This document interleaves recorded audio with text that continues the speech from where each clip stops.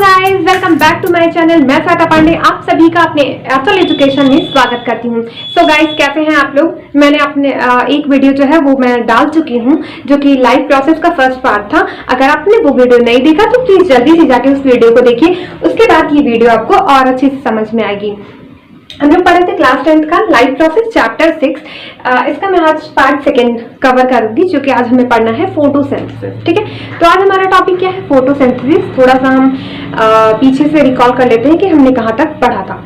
तो हम बताए थे बच्चों आपको कि न्यूट्रिशन के जो 2 मोड्स होते हैं, ठीक है, एक था ऑटोट्रॉपिक, एक था हेटेरोट्रॉपिक।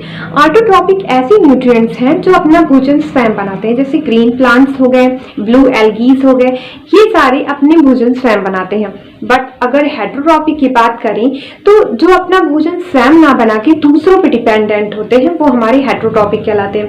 इसमें 3 पार्ट मैंने बताया था आपको, एक था सैप्रोफिटिक, दूसरा था पैरासिटिक और थर्ड था होलोजोइक। ठीक है, तो पैरासिटिक क्या था? जिसमें जो लिविंग ऑर्गेनिज्म से अपना भोजन लेते हैं, सैप्रोफिटिक जो डेड सेल्स से अपना भोजन लेते हैं, एंड हमारा थर्ड जो था वो था होलोजोइक, जिसमें डाइजेशन, इंजेशन, ये सारी प्रोसेस होते हैं, उसके बाद वो अपना भोजन डाइजेस्ट करते हैं। ठीक है, अब हमें पढ़ना है ऑटोट्रॉपिक के बारे में, जो कि फोटोसिंथेसिस है। मैंने हेटेरोट्रॉपिक का पूरा पार्ट पिछले वीडियो में कवर कर दिया है, आप जाकर उस वीडियो को देख लीजिए, वो आपको अच्छे से समझ में आ जाएगा। ठीक है, तो आज हम पढ़ते हैं फोटोसिंथेसिस। तो बच्चों, फोटो मीन्स क्या होता है? लाइट, एंड सिंथेसिस मीन्स होता है फूड को प्रिपेयर करना। ओके, तो लाइट के प्रेजेंस में फूड को प्रिपेयर करना, यही हमारा क्या है? फोटोसिंथेसिस। इसे तो हम क्लास 8 से पढ़ते आ रहे हैं अब, लेकिन हमें अब इसे और डिटेल में समझना होगा। ठीक है, जैसे जैसे हम बड़े होते हैं, वैसे वैसे हमारे जो सब्जेक्ट होते हैं वो ब्रॉड हो जाते हैं और उसे और डिस्क्राइब करके हमें पढ़ना पड़ता है। तो इसके बारे में हम और डिस्क्राइब करके मीन्स और अच्छे तरीके से पढ़ेंगे। तो हम देखते हैं फोटोसिंथेसिस, प्रेजेंस ऑफ सनलाइट। जो पौधे होते हैं अपना भोजन प्रिपेयर करते हैं, उसे हम लोग क्या बोलते हैं? फोटोसिंथेसिस बोलते हैं। तो फोटोसिंथेसिस क्या है बच्चों? It is a biochemical process by which green plant synthesize the organic food.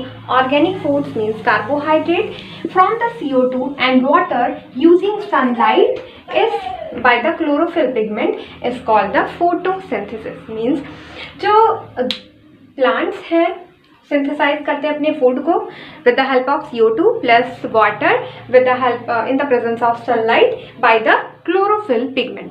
तो जो बच्चों क्लोरोफिल पिगमेंट होता है वो बहुत ज़्यादा इंपॉर्टेंट रोल प्ले करता है फोटोसिंथेसिस के प्रोसेस में, क्योंकि हम भी तो सनलाइट लेते हैं, वाटर लेते हैं, तो क्या हमारी बॉडी अपने आप फूड प्रिपेयर कर लेती है? नहीं, because we do not have the chlorophyll pigment, जो कि पौधों के पास होता है क्लोरोफिल पिगमेंट, सो वो अपना भोजन आसानी से प्रिपेयर कर लेते हैं। और क्लोरोफिल पिगमेंट की वजह से जो ग्रीन प्लांट्स होते हैं उनका कलर क्या होता है? ग्रीन होता है। सो दैट आपने बहुत ढेर सारे पौधे देखे होंगे जिसका कलर अलग होता है।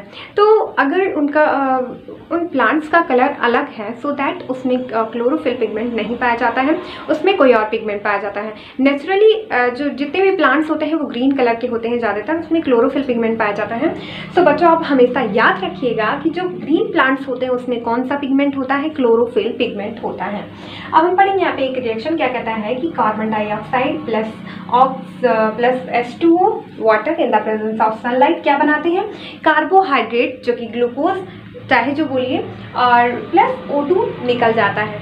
ठीक है, तो जो O2 निकलता है वो हम लोग यूज़ करते हैं, और जो ग्लूकोज होता है, कार्बोहाइड्रेट होता है, वो पौधे यूज़ करते हैं और इसे हम फ्रूट के रूप में लेते हैं। सो दैट यहाँ पे ये फोटोसिंथेसिस प्रोसेस है कि सनलाइट क्या in the presence of sunlight जो ग्रीन प्लांट्स होते हैं वो अपना भोजन बनाते हैं और उससे उनका ग्रोथ होता है, वो डेवलप कर जाते हैं। ठीक है, तो आपको ये समझ में आया बच्चों फोटोसिंथेसिस क्या होता है? देखो, हम अब इसका प्रोसेस समझ लेते हैं और डिटेल में। क्या कहता है? ये मान लो सनलाइट है, ये तो आप लोग जानते होंगे, सूर्य भगवान मीन्स सन। तो यहाँ से ये क्या आ रही है? यहाँ से सोलर एनर्जी आ रही है। ठीक है, ये सोलर एनर्जी आ रही है, और ये हमारा क्या है बच्चों? एटमॉस्फेयर है। एटमॉस्फेयर में बहुत ढेर सारी गैसेस होती हैं, बट हमें किस चीज़ की ज़रूरत है? वो है हमारा CO2 मीन्स जो प्लांट्स को ज़रूरत है जिन ऑक्सीजन की, वो है हमारा CO2। हम क्या लेते हैं, हम ऑक्सीजन लेते हैं। तो ये जो गैस है CO2, ये प्लांट्स लेते हैं in the presence of water. Water भी होता है जो कि ग्रीन प्लांट्स में प्रेजेंट होता है।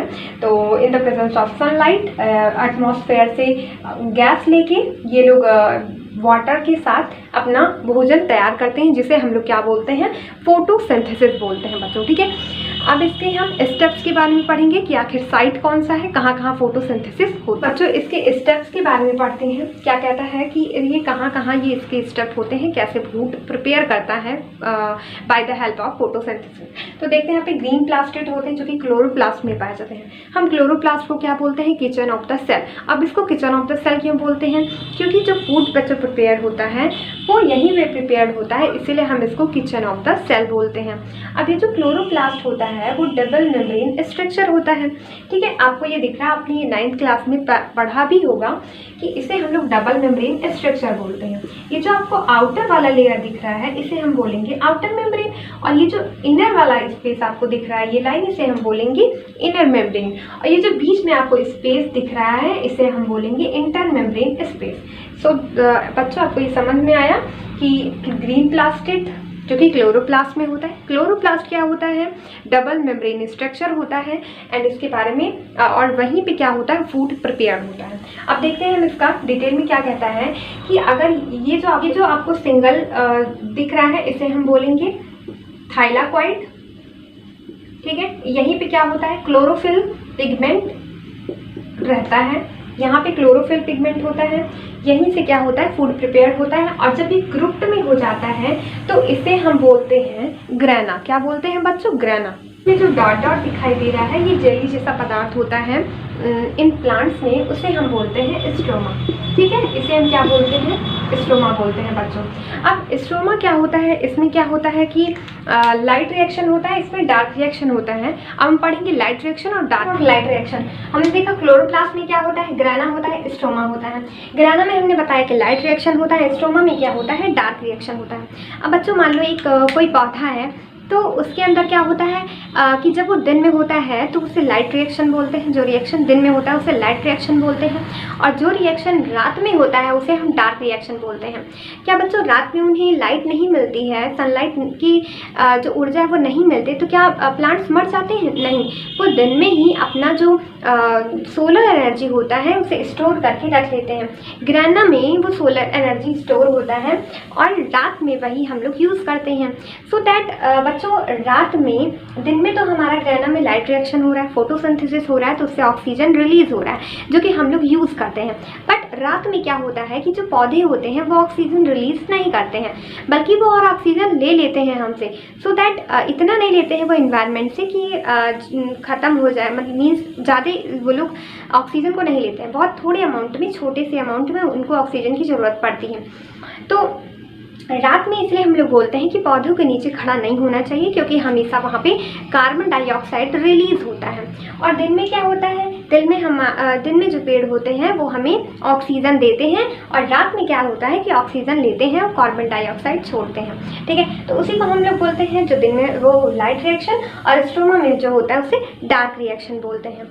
प्लांट जो होते हैं अपने भोजन को प्रिपेयर करते हैं। तो गाइस ये वीडियो आपको कैसा लगा, एंड अगर आपको ये वीडियो अच्छा लगा हो प्लीज़ लाइक और सब्सक्राइब करना मत भूलिएगा, और कमेंट करके बताइए कि अगला टॉपिक आपको कौन सा चाहिए, मैं उस टॉपिक पे वीडियो बना दूंगी। Thank you.